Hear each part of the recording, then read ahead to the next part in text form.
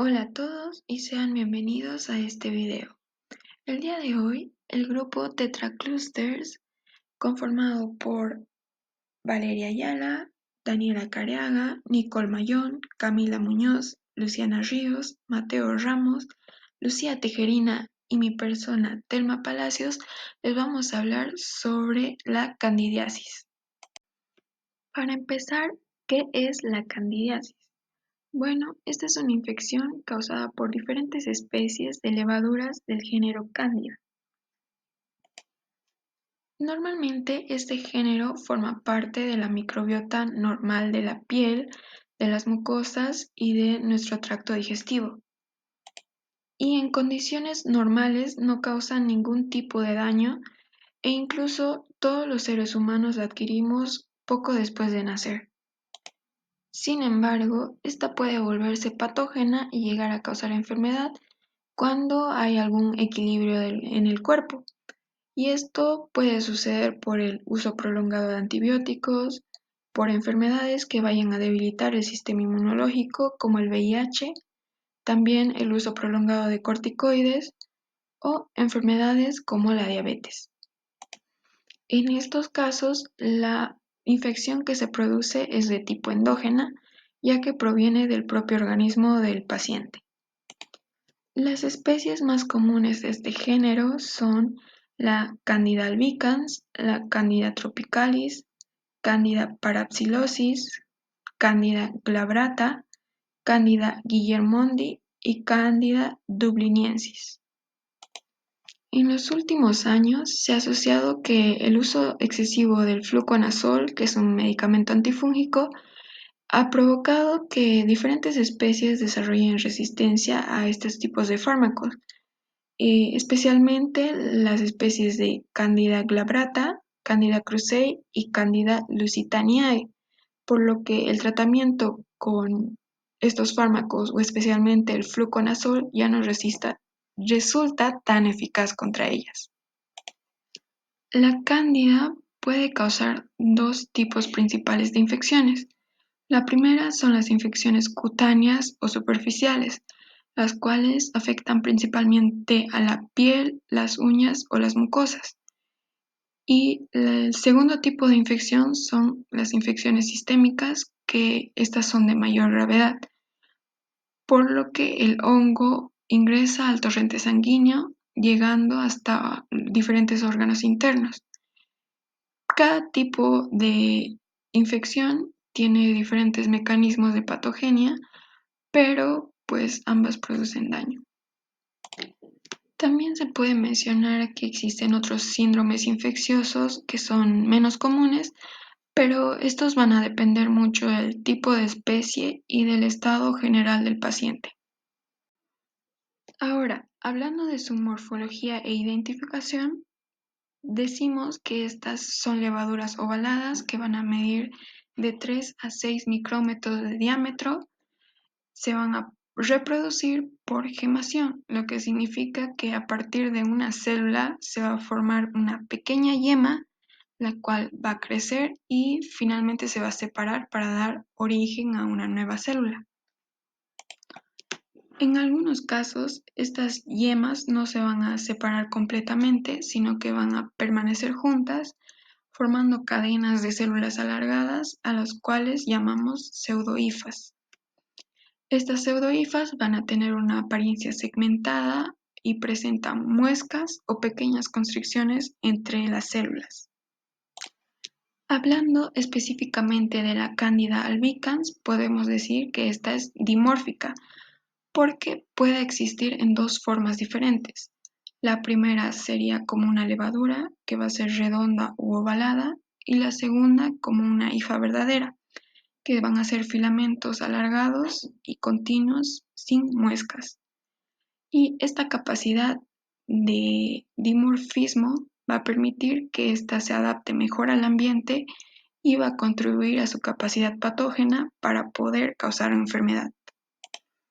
En cuanto al cultivo, principalmente se usa el agar sabouraud, donde se las deja incubar por 24 horas a 37 grados o a una temperatura ambiente. Y lo que vamos a observar van a ser colonias blandas, de color crema y con un olor característico a levadura. Y además estas pseudohifas suelen crecer por debajo de la superficie del agar, formando estructuras filamentosas bastante visibles. Por otro lado, tenemos diferentes pruebas de identificación. La primera es la prueba del tubo germinativo, que va a consistir en colocar la levadura en suero, incubarla durante unos 90 minutos a 36 grados centígrados. Si después de esto se observan tubos germinativos o hifas verdaderas, el resultado va a ser la presencia de Candida albicans. Por otro lado, la segunda es la formación de clamidosporas. Estas se producen cuando la levadura crece en medios pobres en nutrientes. En el caso de la Candida albicans, esta forma esferas grandes, resistentes, y esto ayuda a que se pueda distinguir de otras especies. Y para distinguir otras especies de cándida se utilizan pruebas bioquímicas, especialmente la de fermentación de azúcares y la asimilación de carbohidratos. Y para finalizar, la cándida glabrata presenta un caso especial, ya que esta solo va a producir células en forma de levadura, no va a formar pseudohifas ni hifas verdaderas, y esto va a facilitar su identificación en el laboratorio. Siguiendo, tenemos la estructura antigénica e inmunidad. Y cuando hablamos de esto, nos referimos a las moléculas que se encuentran en la superficie del hongo y que van a poder ser reconocidas por el sistema inmunitario del cuerpo. Estas moléculas son llamadas antígenos y son las que van a permitir que el organismo identifique al hongo como un agente extraño y active sus defensas. En el caso de Candida albicans, se ha logrado identificar dos serotipos diferentes, esto gracias al uso de antisueros absorbidos, que son anticuerpos de laboratorio capaces de distinguir pequeñas variaciones entre los antígenos. Estos serotipos son el serotipo A y el serotipo B. El serotipo A también se incluye en la Candida tropicalis. Estos serotipos nos permiten saber que, aunque sean de la misma especie, van a existir diferencias en su composición de superficie, especialmente en los antígenos que presenten en su pared celular. Cuando ocurre la infección, Cándida libera diversos componentes de su pared y de su metabolismo, como son los mannanos, glucanos, polisacáridos, glucoproteínas y enzimas.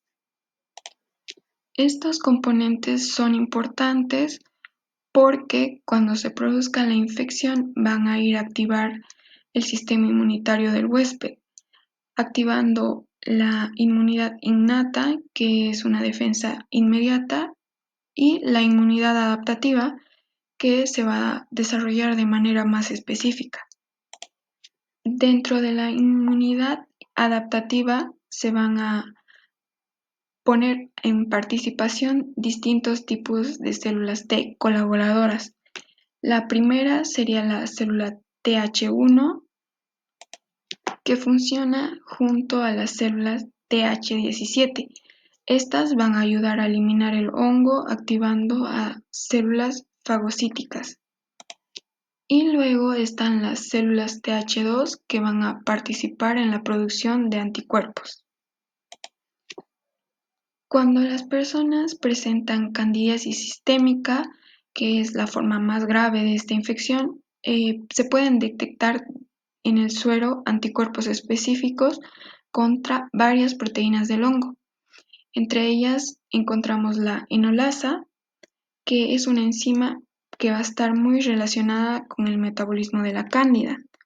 También tenemos las proteasas secretoras, que degradan tejidos del huésped. Y por último, las proteínas de choque térmico, que son las que van a ayudar al hongo a resistir a diferentes condiciones de estrés. Finalmente, la presencia de estos anticuerpos en la sangre nos va a ser muy útil para el diagnóstico, ya que sirven como un directo indicador de una infección por cándida. Bueno, yo voy a hablar sobre la patogenia y patología, que comenzando con la candidiasis cutánea o mucosa, esta se establece por un aumento en el censo local de cándida y un daño en la piel o epitelio que permite la invasión local por levaduras y pseudoifas. También pasando un poco o hablando un poco sobre la histología de las lesiones cutáneas o mucocutáneas, se caracteriza por reacciones inflamatorias que varían desde abscesos piógenos hasta granulomas crónicos. Estas lesiones contienen abundantes células de levadura en ciernes y pseudohifas, em, y la administración de antibióticos antibacterianos de amplio espectro a menudo promueven grandes aumentos en la población endógena de Candida en las vías gastrointestinales, así como en la mucosa oral y vaginal. Luego, pasando un poco a lo que es la candidiasis sistémica, esta ocurre cuando la cándida ingresa al torrente sanguíneo y las defensas fagocíticas innatas del hospedero son inadecuadas para contener el crecimiento y la diseminación de levaduras. Estas pueden ingresar a la circulación cruzando la mucosa intestinal. Una vez en la circulación, Cándida logra infectar los riñones, unirse a las válvulas cardíacas, protésicas o producir infecciones por Cándida en casi cualquier lugar. La defensa es esencial del hospedero contra la candidiasis sistémica. Eh, es un número adecuado de neutrófilos funcionales capaces de ingerir y eliminar las células de levadura.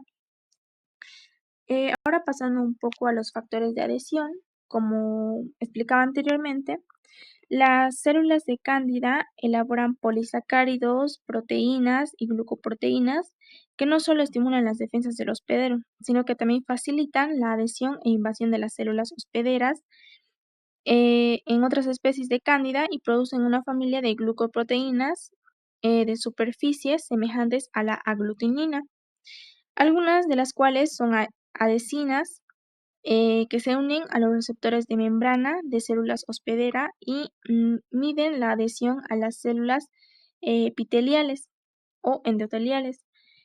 También los receptores de reconocimiento, que aquí los mecanismos de defensa innatos del hospedero incluyen receptores de reconocimiento del patrón, como por ejemplo las lectinas, los receptores de tipo Toll, los receptores manosa de macrófago, que se unen a los patrones moleculares asociados a los patógenos, que un ejemplo clave es la lectina de célula hospedera, la dectina 1, la cual se une al beta 1,3-glucano de Candidas albicans, y otros hongos estimulando una respuesta inflamatoria intensa.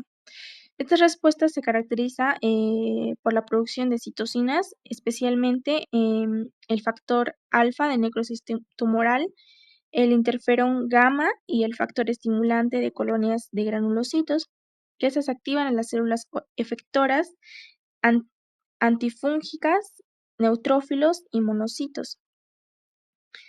Em, Luego, hablando un poco sobre la respuesta adaptativa, que estos leucocitos activados, como los macrófagos, pueden fagocitar y eliminar las células de levaduras infectadas. Además, la unión beta-glucano a adectina 1 en las células dendríticas induce los linfocitos Th17, la cual va a secretar interleucina 17. Esos linfocitos Th17 difieren a las células T y B, que están activados por los mecanismos innatos que por lo general de defensas de la mucosa, así como por las respuestas inmune adaptativas. Ahora pasando a los factores de virulencia, que además de la familia de los 8 genes de adhesión ALS, muchos otros factores de virulencia fueron identificados en Candidas albicans y también otras especies de Cándida. Aquí incluyen el 10-aspartil, proteínas secretadas, que estas son capaces de degradar las membranas celulares del hospedero y destruir las inmunoglobulinas.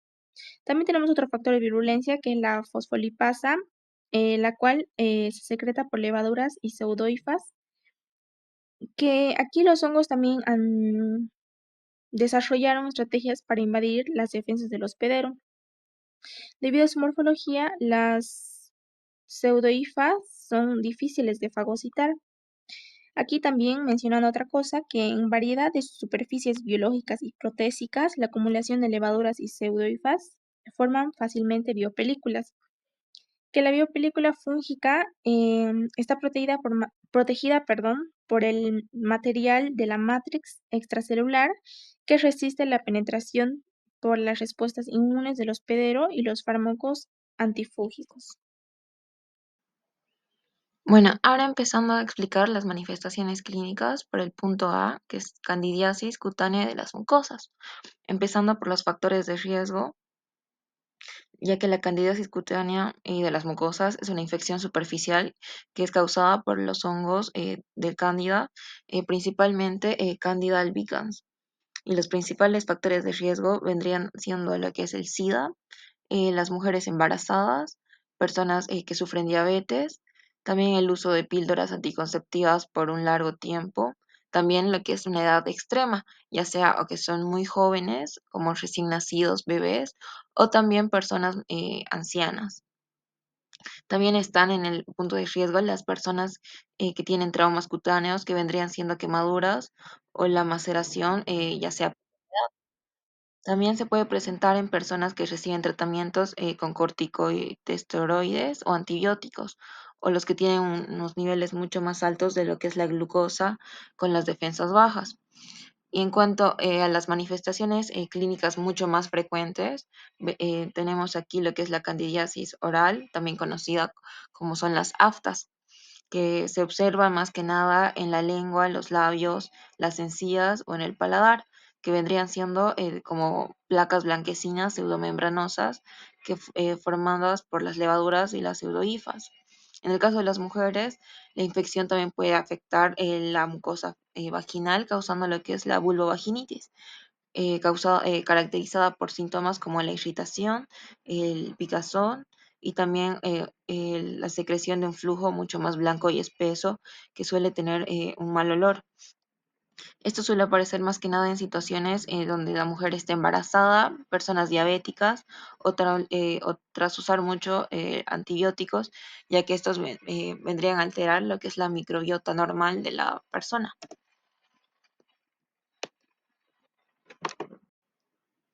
Bueno, ahora les muestro lo que son las imágenes. En la parte superior se pueden observar las distintas manifestaciones clínicas de la candidiasis superficial, eh, específicamente lo que es la candidiasis oral, que vendrían siendo los Muget o las aftas más conocidas.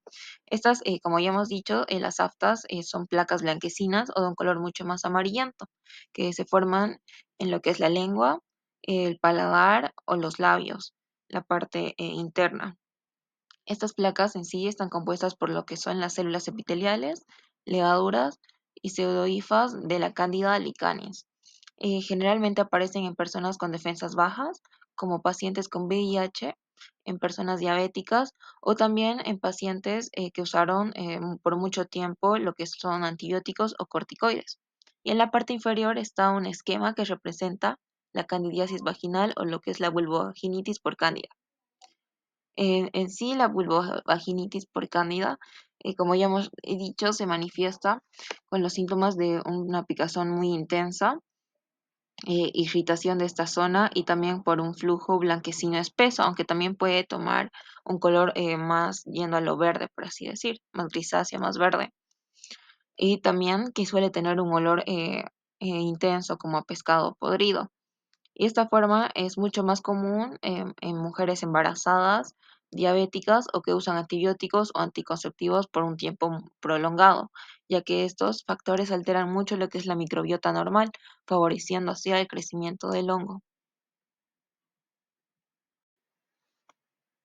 Además de las formas oral y vaginal, la candida puede afectar la piel en distintas zonas del cuerpo.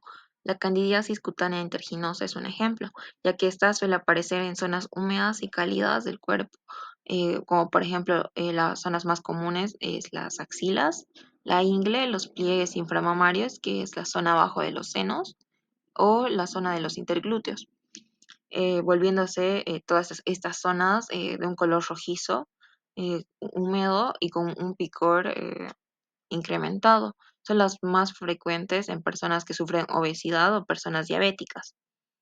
En los recién nacidos puede presentarse una dermatitis del pañal por cándida, donde la piel se torna enrojecida y con vesículas. También existe lo que es la candidiasis interdigital, que aparece entre los dedos después de una exposición prolongada al agua y a la humedad. Habitualmente se presenta en personas que manipulan líquidos, como por ejemplo cocineros, camareros, personas de la limpieza. Y finalmente está la onicomicosis por cándida, que afecta a las uñas y a los tejidos que las rodean, causando enrojecimiento, dolor e inflamación del pliegue ungueal de la uña, y con el tiempo puede llegar a destruir la uña completamente, necesitando una intervención. En esta diapositiva observamos las diferentes manifestaciones de la candidiasis en la piel y en las uñas, más que nada. En la imagen a la izquierda se aprecia lo que es una lesión con un color rojizo y húmedo que está en el pliegue cutáneo. Específicamente, este vendría siendo un ejemplo de la zona de las axilas, aunque como ya también he dicho, se puede manifestar en la ingle, también debajo de las mamas o entre los glúteos, y esto es más común en los obesos, diabéticos o personas que permanecen mucho tiempo con humedad en la piel. Después está lo que es la candidiasis interdigital, que es la que aparece entre los dedos. También puede ser entre las manos o también en los pies por contacto prolongado con el agua. También está lo que es la zona de cándida en neonatos por el pañal. Esta es la zona entre los glúteos más o menos, y se puede observar un poco también lo que son estas pequeñas vesículas que aparecen alrededor debido a al picor. Y también está lo que es la onicomicosis por cándida, donde estas uñas se muestran mucho más engrosadas con un tono amarillento y sumamente deformadas, debido a la debilidad que se van rompiendo. Esta forma llega a afectar tanto a lo que es la uña como también al pliegue que los rodea, causando dolor, enrojecimiento y mucha inflamación. Y como ya he dicho, al no tratarlo puede llegarse a destruir completamente la uña.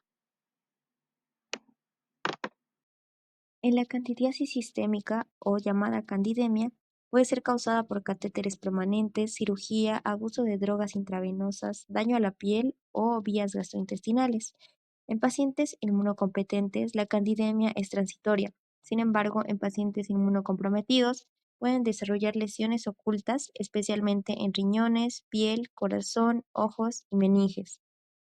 Se asocia con la administración crónica de corticosteroides o agentes inmunodepresores, también con enfermedades hematológicas como leucemia y anemia plástica o con enfermedades granulomatosas crónicas. La endocarditis por cándida suele estar precedida por el crecimiento de levaduras y pseudohifas en prótesis valvulares o vegetaciones cardíacas y por la formación de biopelículas. Las infecciones renales suelen ser una manifestación sistémica, mientras que las infecciones de vías urinarias se asocian con sondas de Foley, diabetes, embarazo y antibióticos antibacterianos.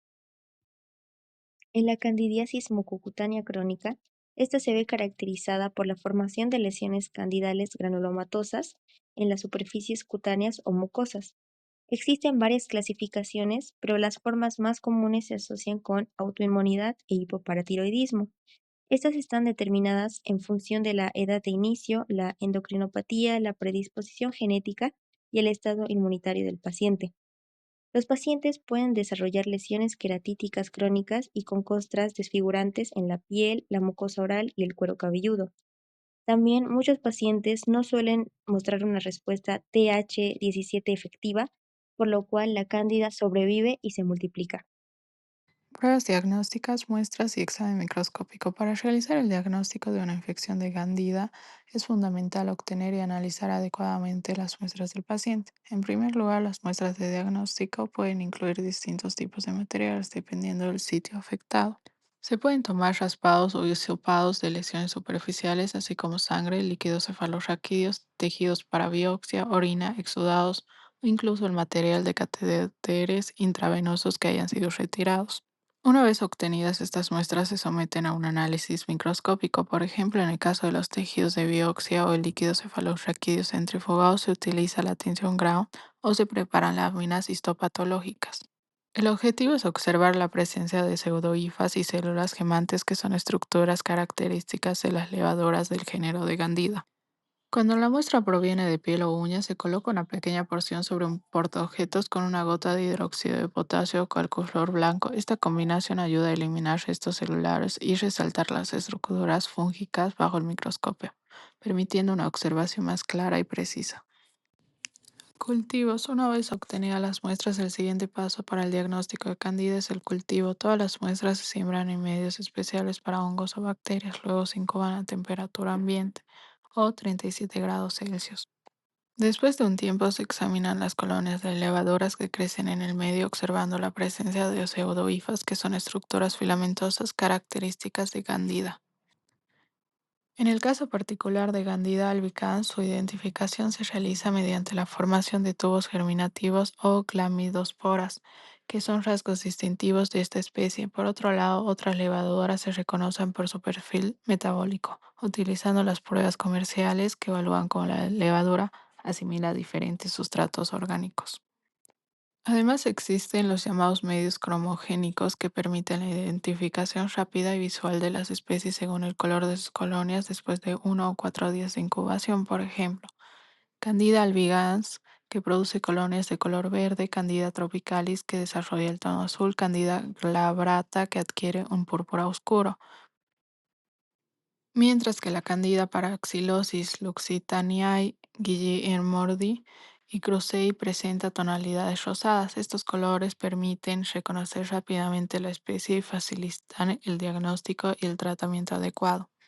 Interpretación de los cultivos depende mucho del tipo de muestra que se analice. Cuando el cultivo proviene de un sitio normalmente estéril, como la sangre o líquido cefalorraquídeo, cualquier resultado positivo tiene una gran importancia clínica, ya que indica la infección real. En el caso de la orina, el valor diagnóstico depende de la calidad de la muestra, de la cantidad de levaduras y de su tipo. Es importante tener en cuenta que una sonda de Foley contaminada puede generar resultados de falso positivo. Por otro lado, tenemos los hemocultivos positivos, que pueden significar una candidiasis sistemática, aunque a veces también pueden deberse a una contaminación transitoria causada por un catéter intravenoso.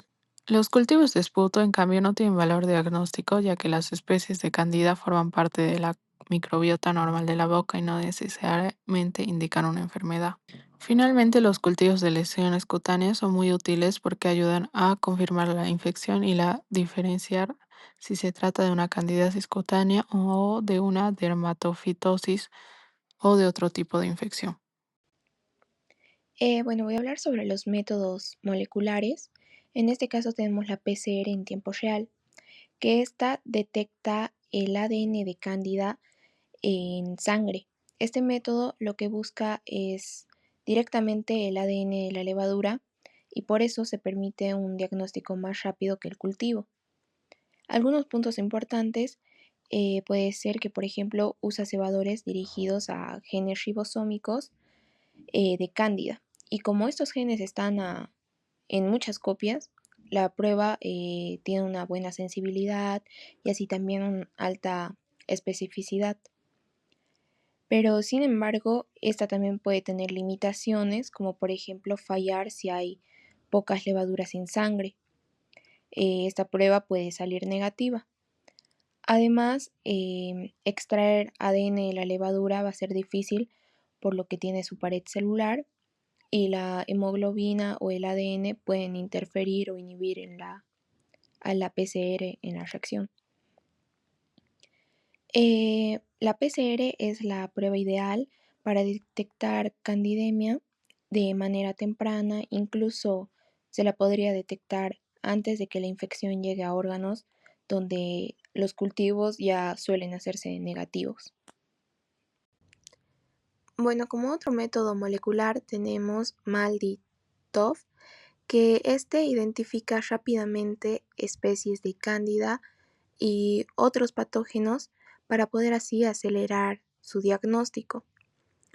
Algunos puntos importantes: podría ser que tiene una rápida identificación de levaduras, también que es especialmente útil para distinguir especies de Cándida que no son albicans, lo cual sería muy importante porque el tratamiento puede variar según la especie. Es automático y fácil preparación de muestra, como también es mucho más rápido que un cultivo tradicional que puede tardar varios días. Entonces, básicamente, MALDI Dove acelera el diagnóstico y ayuda a iniciar un tratamiento adecuado mucho antes que los métodos tradicionales. Serología. En personas expuestas durante mucho tiempo a Cándida, se pueden encontrar anticuerpos séricos en la sangre y respuestas inmunitarias celulares. Sin embargo, estos anticuerpos no sirven por sí solos para confirmar una candidiasis, porque también pueden aparecer por exposiciones previas sin alguna enfermedad activa. En la candidiasis sistémica, cuando el hongo pasa a la sangre u otros órganos, pueden aumentar los anticuerpos contra distintos antígenos de cándida, pero no hay criterios fijos para diagnosticarla solo con eso. Se usa una prueba de aglutinación con látex o enzimoinmunoanálisis más específica, aunque puede dar falsos positivos temporales. Otra prueba útil es la detección del glucano B13D, un componente de la pared de muchos hongos. No es exclusiva de la cándida, pero si los valores son mayores a 8 pgml, puede indicar infección fúngica invasiva. Los valores normales están entre 10 y 40 pgml. La resistencia del cuerpo a la candidiasis es compleja y aún no se entiende del todo. Las respuestas inmunitarias, sobre todo de neutrófilos y linfocitos T, son esenciales para controlar la infección. El sistema inmune reconoce los antígenos de la pared de Cándida, como los polisacáridos de mannano y glucano, mediante receptores PRR, receptores de reconocimiento de patrones, que detectan al hongo. El tratamiento de la candidiasis depende del tipo de infección. Las formas mucocutáneas generalmente se manejan con nistatina tópica y también con azoles como el ketoconazol o fluconazol por vía oral. La eliminación de los factores que favorecen la infección, como ser la humedad excesiva o el uso de antibacterianos, acelera la curación de las lesiones. Cuando el cuadro es sistémico, el medicamento de elección suele ser la anfotericina B. En algunos casos se combina con flucitocina, fluconazol o caspofungina. Por otro lado, las personas con candidiasis mucocutánea crónica responden a los azoles, pero como muchas de ellas tienen algún defecto inmunológico celular, pueden requerir tratamiento de por vida. Detectar tempranamente la candidiasis sistémica suele ser complicado, ya que los síntomas no son muy específicos y los hemocultivos muchas veces salen negativos. No existe un esquema profiláctico general para todos los pacientes en riesgo, pero en inmunocomprometidos o pacientes febriles que no responden a antibacterianos se puede administrar un azol o dosis bajas y cortas de anfotericina B. Hablando de epidemiología y control, la medida preventiva más importante es mantener el equilibrio normal de la microbiota y las defensas del huésped. La candidiasis no se considera transmisible porque casi todas las personas albergan cándida de manera normal. Sin embargo, estudios epidemiológicos demostraron brotes hospitalarios, especialmente en pacientes vulnerables como aquellos con leucemias, trasplantes, en neonatos o también en la unidad de cuidados intensivos. Finalmente, las especies de Cándida representan el cuarto microorganismo más aislado en hemocultivos y la mortalidad atribuible puede llegar de 30 al 40%.